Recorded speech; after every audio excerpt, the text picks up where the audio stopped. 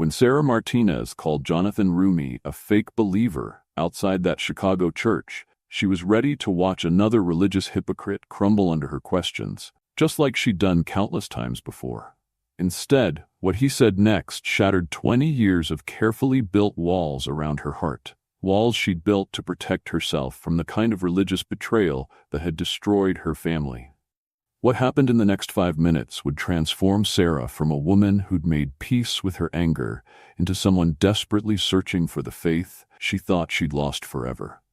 Jonathan's response is about to show you what happens when grace meets a soul that's been running from God her entire adult life. Sarah had spent decades exposing religious fraud because she knew the devastating pain it caused. She'd lived it. But she was about to discover something that would force her to question everything. What if the God she'd been running from had been chasing her with love all along? And what if this encounter would finally heal the wounds that had been bleeding for 20 years? Sarah's war against faith had begun that morning in her Chicago apartment, surrounded by research that painted what she believed was a damning picture of religious hypocrisy in Hollywood. Her editor had given her carte blanche to investigate faith-based entertainment, and Jonathan Roumie had become her primary target because his portrayal of Jesus had touched millions. Sarah was convinced it was all an elaborate performance. She'd built her career exposing fraud and viewed religious faith as the ultimate con game after her deacon father abandoned their family when she was 12. Sarah's research revealed that Jonathan regularly attended Mass at St. Alphonsus Church, always slipping in quietly to avoid attention. Her strategy was simple. Ambush him after service with pointed questions about his finances and whether he truly believed what he portrayed on screen. Her journal contained quotes from anonymous sources claiming he was just another actor using faith as marketing. She'd crafted questions impossible to answer without lying or admitting his faith was performance art. What she didn't know was that Jonathan had been praying for her that morning, though they'd never met. As rain began falling, Sarah positioned herself across from the church, journal protected under her umbrella as parishioners filed out after evening service. She'd timed this perfectly. Most people would hurry to their cars, leaving Jonathan isolated and vulnerable to questioning. Her recorder was ready. Years of training prepared her for any response. But as she watched Jonathan linger inside despite the worsening weather, something about his unhurried demeanor unsettled her. When Jonathan finally emerged, he didn't rush to escape the rain, but stood on the steps, closing his eyes and letting water wash over his face like a blessing. Sarah's trained eye noted details that didn't fit her narrative. The worn leather jacket, simple wooden cross that looked handmade, genuine smile for an elderly man with his umbrella. Nothing performative, no awareness of being watched. This wasn't someone playing a role for public consumption, and Sarah felt her first flutter of uncertainty. Sarah approached him with the confidence of someone who had cornered countless public figures, her journal open to her prepared questions as she called out, "Jonathan Roumie? I'm Sarah Martinez from the Chicago Tribune. Could I ask you a few questions?" He turned toward her with no visible annoyance or defensiveness, simply nodding and saying, "Of course, though you might want to get under the church overhang. This rain isn't letting up anytime soon." His immediate concern for her comfort rather than wariness about being ambushed by a reporter was not what she had expected. She followed him to the covered area near the church entrance, noting how he positioned himself so that she would be more protected from the wind-driven rain. It was a small gesture, but it disrupted her mental preparation for an adversarial interview. "I'm working on an investigative piece about celebrities who use faith as a career boost," Sarah began, her voice carrying the sharp edge she used when she wanted subjects to know they were under scrutiny. "I have some questions about your portrayal of Jesus and whether it reflects genuine belief or professional calculation." Jonathan listened without interrupting, his expression neither defensive nor dismissive, but genuinely curious. "That's an important question," he said simply. "I think anyone who takes on that role should be examined carefully. What specifically would you like to know?" His response completely derailed her planned approach, which relied on defensiveness and evasion to expose inconsistencies. Instead of the carefully crafted deflections she expected, he seemed genuinely interested in discussing the very concerns she had come to confront him about. Sarah opened her journal and read her first prepared question. Sources close to the product say you've made millions from playing Jesus while maintaining a lifestyle that contradicts Christian values. How do you reconcile personal wealth with Christ's teachings about poverty? She watched his face carefully for signs of discomfort or calculation, but instead saw something that looked almost like relief. "I'm glad you asked that directly," Jonathan replied. "Would you like to see my financial records? I can call my accountant right now." The offer was so unexpected and genuine that Sarah found herself momentarily speechless. She had expected denials, deflections, or carefully worded non-answers, not an immediate offer of complete transparency. "Most of what I earn goes to charities, particularly those serving homeless veterans and children in crisis," Jonathan continued, pulling out his phone. "I live in a small apartment in the same neighborhood I grew up in, drive a 10-year-old car, and try to live as simply as possible, because that's what following Christ actually looks like to me." Sarah scribbled notes, trying to maintain her journalistic composure while processing information that contradicted everything she had assumed. "But surely," she pressed, "the fame and recognition must be appealing. The Chosen has made you internationally known." Jonathan was quiet for a moment, considering the question with the seriousness it deserved. "Fame is dangerous for the soul," he said finally. "I pray every day that if this role is making me proud or self-important, God would take it away from me immediately." The rain intensified, and Sarah noticed that Jonathan had positioned himself so that most of the wind-blown water was hitting him rather than her, even though it meant he was getting soaked. "You're getting drenched," she pointed out, feeling an unexpected concern for someone she had come to expose. "You matter more than my comfort," he replied without thinking, then seemed to realize how that might sound. "I mean, we all matter equally, but you're my guest here, so to speak."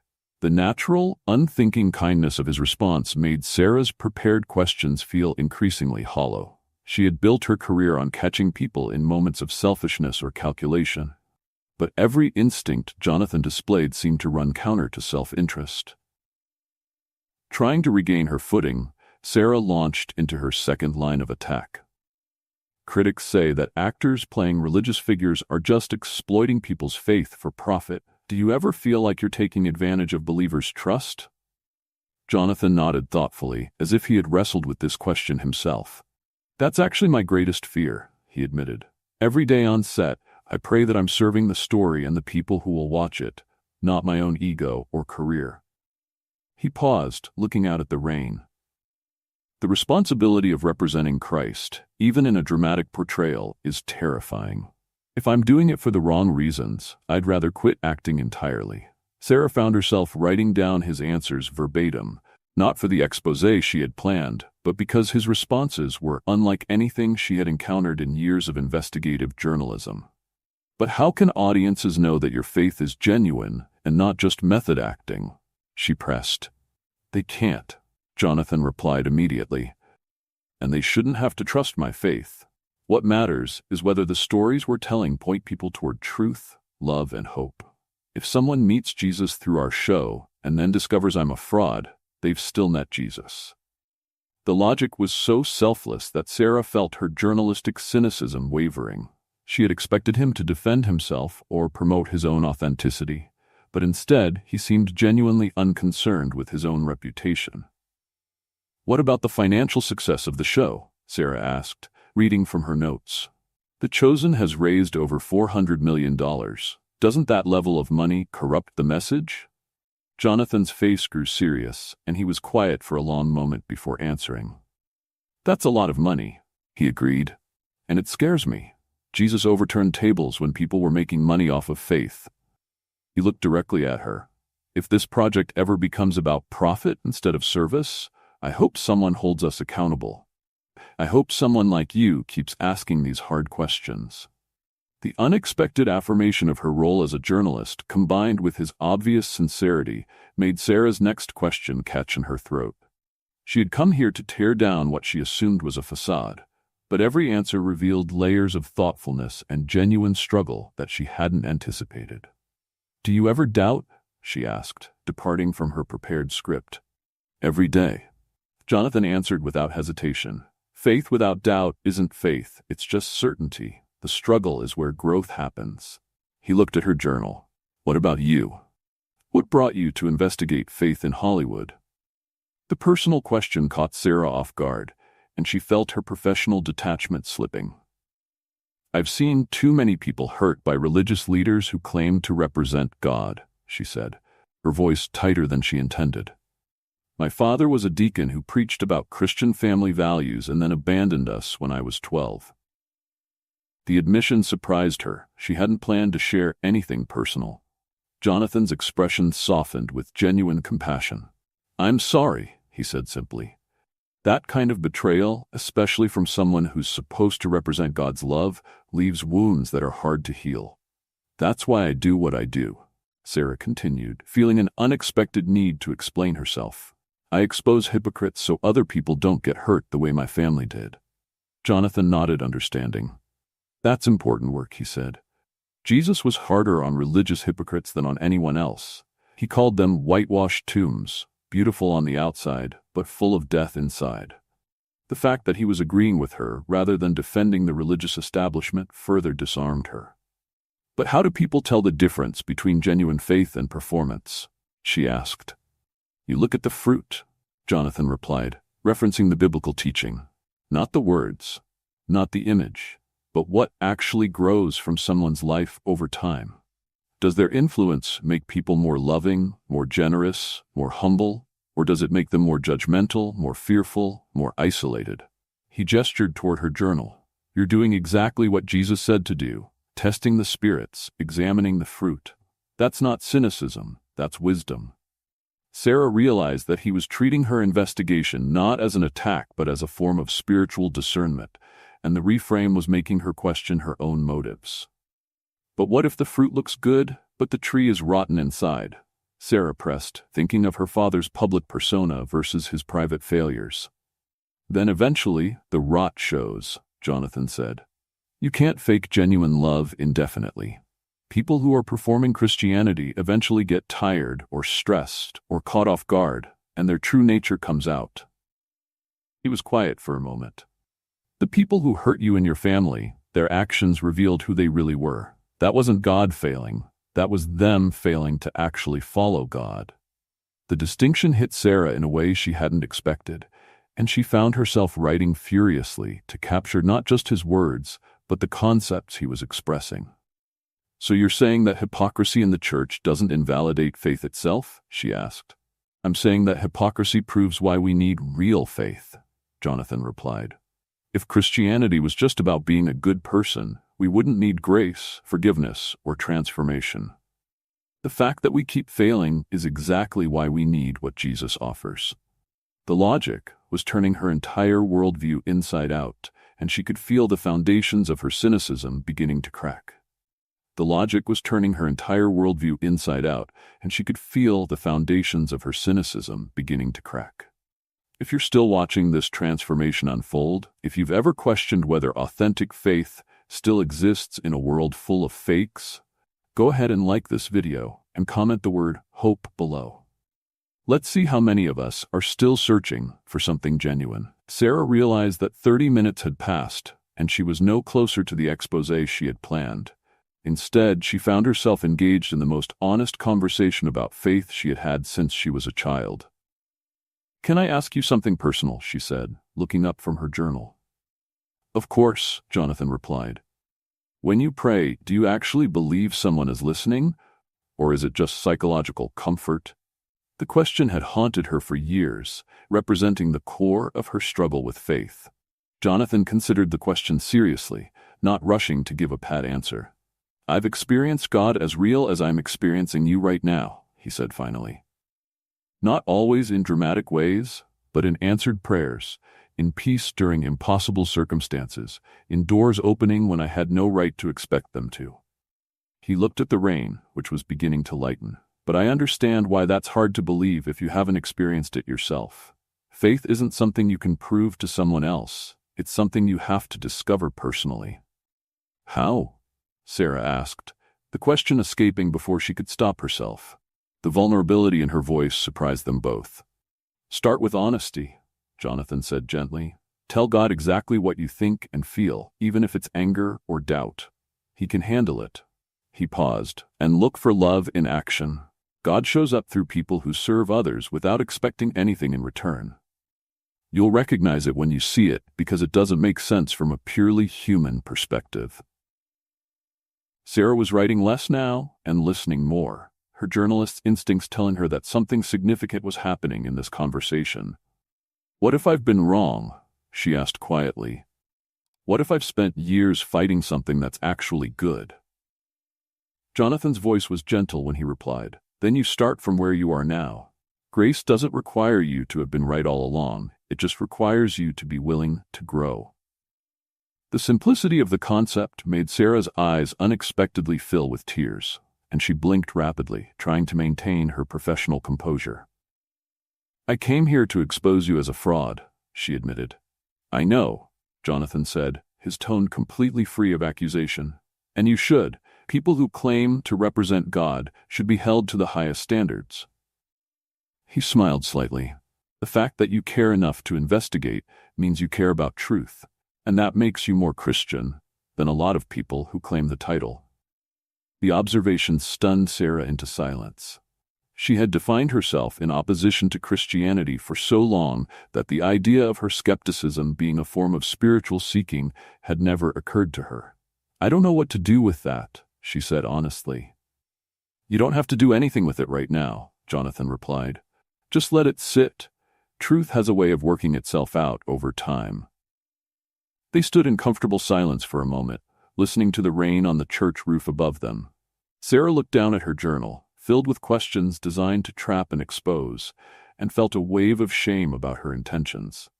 I'm sorry, she said suddenly. I came here looking for a fight, hoping to tear you down. Jonathan shook his head. You came here looking for truth. That's never something to apologize for. But I wanted to hurt you, Sarah insisted, needing to confess the darkness of her motives. I wanted to expose you as a fake and watch your career crumble. The admission felt like poison leaving her system.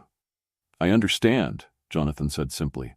When we've been hurt by people claiming to represent God, there's a part of us that wants to hurt them back. That's human. How are you not angry with me? Sarah asked, genuinely confused by his lack of defensiveness. Because you're not my enemy, Jonathan replied. You're someone who's been wounded by religious people, and that's our fault, not yours. If anything, I should be apologizing to you on behalf of everyone who's misrepresented God's love. The unexpected apology broke something loose in Sarah's chest, and she felt tears starting to flow despite her efforts to stop them. I've been so angry for so long, she whispered. At God, at the church, at people like you. I thought it was protecting me, but I think it's just been eating me alive.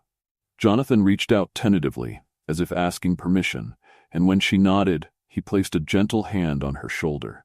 Anger at injustice is good, he said softly. Jesus was angry at religious leaders who hurt people, but carrying that anger alone will destroy you. He was quiet for a moment. What if you let God be angry with you? What if you let him carry the weight of that righteous indignation while you focused on healing? Sarah had never considered the possibility that God might be angry at the same things that made her angry, that her sense of justice might actually reflect divine rather than contradict it. Is that how it works? She asked. I don't know how it all works, Jonathan admitted, but I know that God's heart breaks when his children are hurt by people claiming to serve him. Your anger matters to him. The idea that her pain might matter to God rather than anger him was so foreign to everything she had believed that Sarah felt disoriented. I don't know how to let go of being mad, she said. I don't think God wants you to stop caring about justice, Jonathan replied. But maybe he wants to transform your anger into something that heals rather than destroys. Sarah wiped her eyes with the back of her hand, aware that her makeup was probably ruined, but no longer caring about maintaining her professional appearance. I don't even know how to pray anymore, she confessed. I used to when I was little, but after my dad left, she trailed off, unable to finish the sentence. Prayer isn't about having the right words, Jonathan said gently. It's about being honest with God. Even if all you can say is, I'm angry and I don't know if you're real, that's a prayer. He looked at her with compassion. God's not fragile. He can handle your doubts and your anger. He's been waiting for you to bring them to him. The concept of a God who welcomed rather than condemned her doubts was so different from the rigid faith of her childhood that Sarah felt like she was learning a foreign language. What if I'm too broken? She asked. What if I've done too much damage? The questions had haunted her for years, representing her deepest fears about whether redemption was even possible for someone like her. Sarah, Jonathan said, his voice carrying absolute conviction, the God I know specializes in taking broken things and making them beautiful. He took a murderer named Paul and made him into the greatest missionary in history. He took a betrayer named Peter and made him the rock of the early church. He took a skeptic named Thomas and let him touch the wounds of the risen Christ. He paused. Your brokenness isn't disqualifying. It's exactly what God wants to heal. The words hit Sarah like a physical force, and she felt her knees weaken as years of carefully constructed emotional defenses began to crumble. I don't know how to believe, she whispered. I don't know how to trust again. The admission felt like stepping off a cliff, abandoning the cynical safety she had built her adult life around. You don't have to know how, Jonathan said softly. You just have to be willing. Faith isn't about having all the answers. It's about being open to love, even when it's scary. He looked at her with the same gentleness she imagined Jesus might have shown to broken people 2,000 years ago. Will you let me pray for you? The request should have triggered all of Sarah's journalistic skepticism, her defenses against religious manipulation. Instead, she found herself nodding, unable to speak through the tears that were now flowing freely. She had spent her career maintaining professional distance, but in this moment, she desperately wanted someone to intercede with God on her behalf. Jonathan took her hands gently, his own still damp from the rain, and began to pray in a voice so quiet she had to strain to hear him over the storm. God, Sarah is here, and she's been hurt by people who claim to represent you. Her anger is righteous, and her questions are valid. He paused. Would you show her what your love actually looks like? Would you heal the wounds that religion inflicted and give her a faith that's real and honest and strong enough to handle her doubts? As he prayed, Sarah felt something she hadn't experienced since childhood, a sense of being known and loved exactly as she was, without needing to perform or pretend or hide her brokenness. It wasn't the dramatic thunderbolt she had expected, but rather a gentle warmth spreading through her chest, like coming home after years of wandering in the cold. And God, Jonathan continued, if she's meant to keep investigating faith in Hollywood, give her wisdom to distinguish between genuine and fake. Make her a protector of your people and an exposer of those who would hurt them in your name. The prayer was so different from the formulaic recitations of her childhood that Sarah barely recognized it as prayer at all. It felt more like a conversation with a loving father who actually cared about the details of her life. When the prayer ended, they stood in silence for several minutes, both of them aware that something significant had happened, but unable to fully articulate what it was. Sarah felt empty in the best possible way, as if years of toxic anger had been drained out of her, leaving space for something new to grow. I feel different, she said finally, her voice wondering. I don't understand what just happened, but I feel lighter. She looked at her journal, filled with questions that no longer seemed important. I came here to destroy you, and instead you... She couldn't find words for what had occurred. You encountered the God you've been angry at, Jonathan said simply. And you discovered that he's been angry right alongside you at the things that hurt you. He smiled gently. This is what Jesus does. He takes our worst intentions and transforms them into something beautiful. Sarah laughed through her tears, a sound that surprised them both with its genuine joy. My editor is going to kill me, she said. I was supposed to write an exposé, and instead I think I just had some kind of religious experience. The absurdity of the situation struck her, and she laughed again. This is definitely not what I planned. The best things usually aren't, Jonathan replied, sharing her laughter. God has a sense of humor about these things. He loves taking our carefully laid plans and turning them upside down in the most beautiful ways. He looked at her journal. But maybe this is exactly the story you were meant to write, just not the one you expected. Sarah considered the suggestion, her journalist's mind already racing with possibilities. A story about finding faith instead of exposing fraud, she mused. About discovering that skepticism and belief don't have to be enemies. The concept excited her in a way that investigative pieces hadn't in years, about how asking hard questions can actually lead to genuine answers. The world needs that story, Jonathan said. There are so many people like you, wounded by religion, but still searching for truth. They need to know that it's possible to find authentic faith even after being hurt by false versions of it. He paused. They need to know that God welcomes their questions and their anger and their doubts. The rain had stopped completely now, and shafts of late afternoon sunlight were breaking through the clouds, turning the wet pavement into mirrors of gold. Sarah looked around as if seeing the world for the first time, everything somehow brighter and more vivid than it had been an hour ago. I should probably go, she said reluctantly, not wanting this moment to end, but knowing she needed time to process what had happened. I have a story to write, but it's going to be completely different from what I planned. She closed her journal, the questions inside it no longer weapons but stepping stones on a journey she was just beginning. Would you like to exchange numbers? Jonathan asked. I'd love to read what you write, and if you have more questions as you work through all this, I'm happy to talk. The offer was made without any agenda, simply one person offering friendship to another who was navigating unfamiliar territory. Sarah nodded gratefully, pulling out her phone with hands that were still slightly shaky from the emotional intensity of the past hour. I'd like that, she said. I have a feeling I'm going to have a lot of questions. She paused. And thank you for not being what I expected, for being real. Thank you for caring enough to investigate, Jonathan replied as they exchanged contact information. The church needs more people like you. People who refuse to accept false versions of faith and keep pushing for authenticity. He smiled. I think you're going to discover that your skepticism is actually a gift from God. As they prepared to part ways, Sarah felt a sudden urgency to express something she couldn't quite articulate. Jonathan, she said, what you did today, the way you responded to my attack with grace and honesty, that's what Jesus would have done, isn't it? The realization came with the force of revelation. I hope so, Jonathan replied humbly. Though I'm sure I fall short in 100 ways you haven't seen yet. That's why we need grace. He looked at her with warmth. But Sarah, what you did today, bringing your honest questions and being willing to have your heart changed, that's what seeking truth looks like. That's beautiful too. The mutual recognition and affirmation felt like a benediction, sealing something sacred that had happened between them.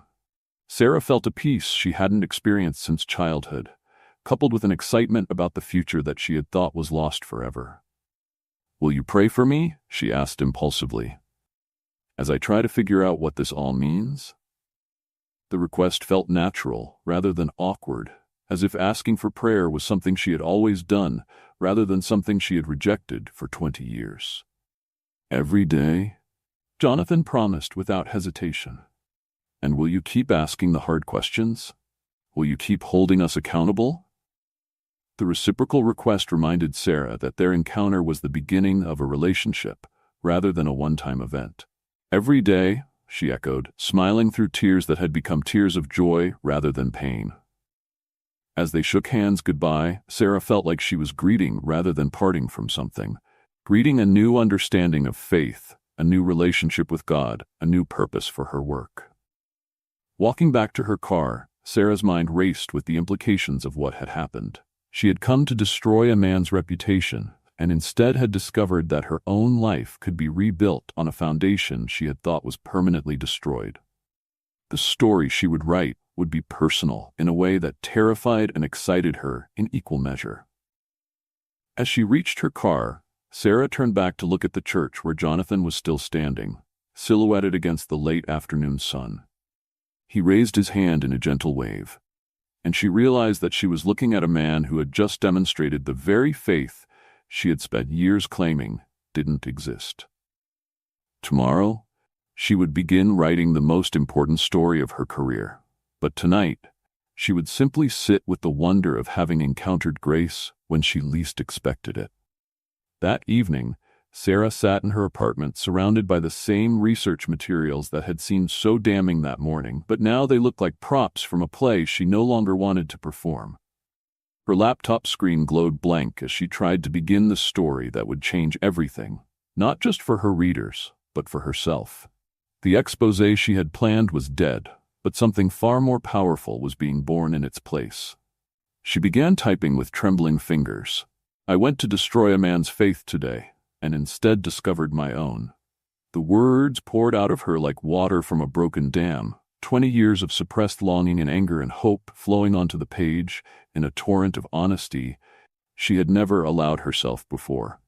She wrote about her father's abandonment, about her war against God, about the cynicism that had protected and poisoned her in equal measure. She wrote about Jonathan's unexpected grace and the prayer that had changed everything. She wrote about discovering that faith and doubt could coexist, that questions could lead to answers rather than emptiness. As she wrote, Sarah realized that this story would cost her credibility with colleagues who expected journalistic objectivity, especially regarding religion. Some would accuse her of being manipulated, of losing her professional edge, of crossing the line between reporting and advocacy. But for the first time in her career, she cared more about truth than reputation, more about healing than destroying. The article was becoming a testimony rather than an investigation, a confession rather than an accusation. Her phone buzzed with a text from her editor. "How's the Roumie exposé coming? Need it by tomorrow morning for the Sunday edition." Sarah stared at the message, knowing that her response would determine not just the trajectory of this story, but possibly her entire career. She typed back, "Story's changed. Not an exposé anymore. Something bigger. Trust me." The reply came quickly. "Sarah, what the hell happened?" She simply responded, "Grace." Working through the night, Sarah crafted a piece that was part journalism, part memoir, part theological reflection. She interviewed the version of herself from that morning, examining her motives and assumptions with the same ruthless honesty she had planned to turn on Jonathan. She wrote about the difference between institutional religion and personal faith, between performance and authenticity, between cynicism and skepticism. She wrote about finding God in the last place she had expected, in her own wounded heart.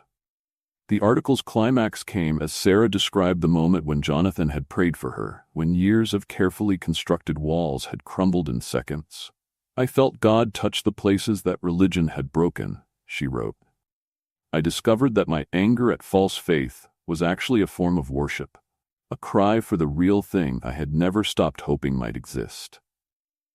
She described the transformative power of being met with grace instead of defensiveness, love instead of condemnation. As dawn broke over Chicago, Sarah read through the completed piece one final time. It was unlike anything she had ever written, vulnerable where she was usually protected, hopeful where she was typically cynical, spiritual where she had been determinedly secular. The article would either launch a new phase of her career or end it entirely, but she no longer cared about the professional consequences. She had found something worth more than Pulitzer Prizes or editorial approval. Her editor called as she was preparing to submit the piece. "Sarah, I need to know what happened yesterday. The exposé was supposed to be our lead story. You can't just scrap weeks of work because you had some kind of spiritual experience." His voice carried the frustration of someone whose carefully laid plans had been disrupted. Sarah took a deep breath, knowing that this conversation would be as transformative as her encounter with Jonathan. "Mike," she said carefully, "what if I told you that sometimes the story you're chasing isn't the story you're meant to tell? What if I told you that in trying to expose one man's faith as fake, I discovered that my own disbelief was the thing that was actually false?" The silence on the other end of the line stretched uncomfortably long. When her editor finally spoke, his voice was bewildered. "Are you telling me you found God while investigating a story about religious fraud?" "I'm telling you that God found me," Sarah replied, surprised by her own certainty. and that the story I have now is bigger than the one we planned. It's about what happens when skepticism meets authenticity, when cynicism encounters grace, when someone who's been hurt by religion discovers that God was never the problem. She paused. Mike, this could change how people think about faith in America. It's the story of someone who went looking for fraud and found transformation instead. The long pause that followed was filled with the weight of decision. Finally, her editor spoke. Send me what you have. If it's half as powerful as you make it sound, we'll run it as our Sunday feature. But Sarah, you better be sure about this. There's no going back from a story like that. As she hit send on the email containing her article, Sarah smiled. She had never been more sure of anything in her life. The article published that Sunday with the headline, "I went to destroy an actor's faith and found my own instead." Within hours, it had been shared thousands of times across social media platforms, with readers responding not just to the story, but to the raw honesty of Sarah's transformation. Comments poured in from people who had walked similar journeys from cynicism to faith, from others still struggling with religious hurt, and even from skeptics who found themselves unexpectedly moved by her vulnerability. The piece sparked conversations in living rooms and coffee shops across the country about the difference between religion and relationship, between institutional faith and personal encounter with the divine. Jonathan called that afternoon to thank her for the article's honesty and courage. "You did something remarkable," he said. "You showed people that it's possible to find authentic faith even after being wounded by false versions of it. That's going to help so many people who are exactly where you were yesterday." Sarah found herself crying again, but these were tears of gratitude rather than pain. "I keep waiting to wake up and discover this was all some kind of emotional manipulation," she admitted, "but the peace hasn't gone away. If anything, it's getting stronger." Jonathan's gentle laughter carried through the phone. "That's how you know it's real. God's peace doesn't fade when the emotion wears off." Over the following weeks, Sarah received hundreds of emails from readers who had been touched by her story. Some were from people who had walked away from faith due to religious hurt and were considering returning. Others came from clergy members thanking her for highlighting the damage that false religion could cause and the healing that authentic faith could bring.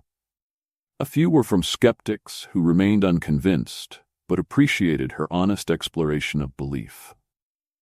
Each message reminded Sarah that her encounter with Jonathan had rippled outward in ways she was only beginning to understand. The article had not only changed her own life, but had become a bridge for others crossing the same treacherous territory between cynicism and hope. 6 months later, Sarah found herself covering faith-based stories with a perspective that was both more critical and more compassionate than before. She had not become a naive cheerleader for all things religious, but rather a more discerning voice who could distinguish between authentic and performative faith. Her investigative skills had been sharpened rather than dulled by her personal transformation, enabling her to expose genuine fraud, while also recognizing and protecting genuine faith. The skepticism that had once been a weapon had become a tool for building rather than destroying, for healing rather than wounding. Sarah often returned to St. Alphonsus Church, not to ambush anyone, but to attend Mass and continue the spiritual journey that had begun in the rain outside its doors. She had discovered that faith was not the enemy of questions, but their ultimate destination, not the opposite of doubt, but its transformation into trust. Her relationship with God continued to be honest and sometimes difficult, but it was real in a way that her childhood religion had never been. She had learned that authentic faith could handle her hardest questions and her deepest anger, that God was bigger than her doubts and stronger than her fears. Sarah's story proves that sometimes the people we set out to destroy become the ones who save us, and the faith we think we're attacking turns out to be exactly what our hearts have been seeking all along. Her encounter with Jonathan Roumie showed that genuine faith doesn't defend itself with arguments. It reveals itself through love. God used her skepticism as a pathway to belief, her wounds as qualifications for healing others. If you're watching this and recognize yourself in Sarah's journey, Wounded by religion but still searching for truth? Your questions are welcome, your anger is understood, and your skepticism might just be God's way of leading you home. If this story moved you, hit that subscribe button and share your own thoughts in the comments below. Have you ever had an encounter that changed everything you believed? Let's continue this conversation.